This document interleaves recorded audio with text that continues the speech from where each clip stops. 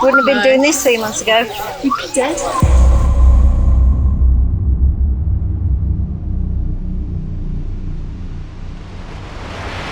Flood defences in Bewdley and Worcestershire were breached overnight as the River Severn reached record levels. People were evacuated from their homes just before midnight.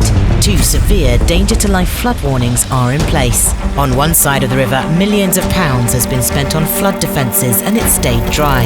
But on the other side, the barriers were overwhelmed. Those that live there say the defences are smaller than they've seen before. It comes down to the spend, and it doesn't add up. Usually the barriers are 1.8 metres high. Where are our barriers? Where were the 1.8s? You can see the watermarks on the walls, where the water came to, and on the fire there. The pumps couldn't cope with the amount. You got hundreds of tonnes a second travelling past the barriers, and you've got nowhere to go but over the top. I live in the side of the town which now has barriers. I'm not an engineer, but I know that if it was within the means of the Environment Agency to sort it and stop everybody flooding, they would. I don't know quite what went wrong there. I know we'd all have permanent barriers that side as well, like we have, but I do understand it's a cost situation, which that conundrum has to be sorted out. And all we ask is if we get the same this side. It does feel like we are the poor relation, you know. Our council tax pennies aren't as valuable as their tax pennies over the other side of the river.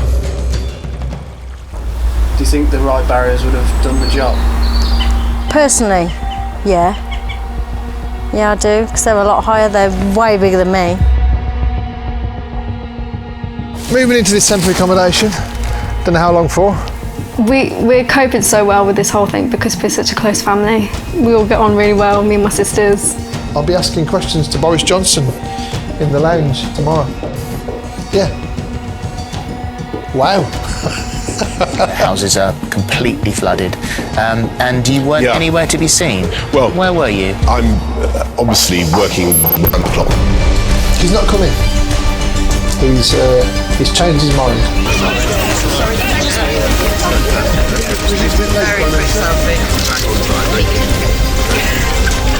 We do have a love-hate relationship with this river, let me tell you. Our Grade 2 style is departed in what I consider to be an embarrassing backward step for Bewdley. Just as long as it doesn't get brushed under the carpet. Yeah. Good evening. The coronavirus is the biggest threat this country has faced for decades, and this country is not alone. All over the world, we're seeing the devastating impact of this invisible killer. And so tonight, I must give the British people a very simple instruction. You must stay at home. Is this ever going to end? To say we're in temporary accommodation for Christmas, we should be in our home by now. They're more concerned about the other side of the bridge. Then to look at what we can do to make sure this doesn't happen again. It's Saturday the 23rd of January 2021. Yep, it's happened again.